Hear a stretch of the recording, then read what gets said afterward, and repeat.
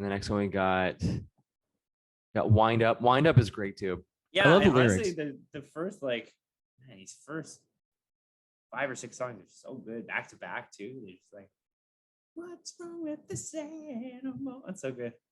Yeah, I love that part. Hope you never see me wind up. I love that part. Apparently, it's about the subject matter is pretty good too. It's about successful musicians who complain about their lives to the press. Wow, that He was sounds. like, I don't know. Yeah, I don't know. well, there's That two sounds like sides: Kurt the reluctant Cobain, rock but star and the prying journalist. It's like both sides, yeah. just right. Actually, it's kind of interesting seeing him talk about these songs because you never really hear much about them, but there actually is a story to some of these. Like I thought, like the Foo Fighters were just a band that just recorded songs and left them open to interpretation, Yeah, I just always thought they were like a hook band, and they like just didn't work Matchbox out. 20 would or something, or Yeah, like a lot of the songs, I really don't know what they're talking about half the time.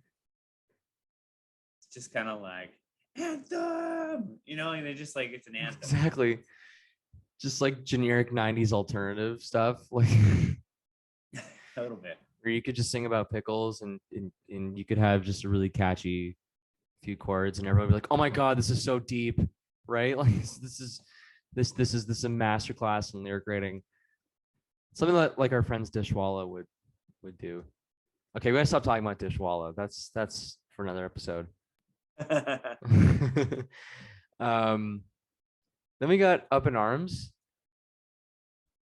It's funny, Dave Grohl compared it to a Knack song.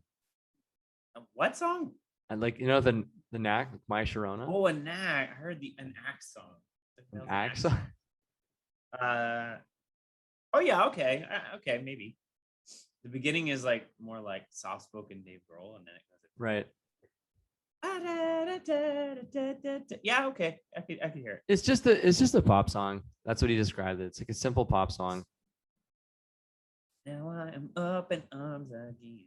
Yeah. Apparently, at the last line, instead of saying "always come back," I cannot forget you, girl, is "always come back, I cannot forget you, Gil," in reference to their producer Gil Norton.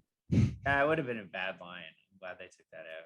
I mean, the girl is a little cheese, but Gil. no, Gil. There's a reason the name Gil doesn't appear in a lot of pop songs. It's not a really reminds fun. me of like the salesman from like The Simpsons, like good old Gil. Gil. Like... no, it's not a fun pop name. I don't know. No, it sounds like a producer name. Yeah, it's my manager, Gil Roberts. Gil Robert or Brian. Brian is a manager name. My manager, Brian Adams. My manager, Brian. I was thinking of Brian Eno. It's like Brian Eno is like one of those guys. Like I don't know what he does, but I've heard his name so many times in music. He's a producer. Yeah, exactly. He's also the keyboard player from Roxy Music. Ah, okay. Yeah, but he's always that guy that like appears. You're like, oh, he's kind of like Rick Rubin. Rick Rubin's just like everywhere. Like, are all these studios next to each other? Like, how did he get there so fast? It's like, yeah, I'm gonna go do a session with Slayer, and then I'm gonna go meet Jay-Z. It's like, what? What? Oh, okay. Anyway, it's off yeah. topic. Anyways, you're going off topic.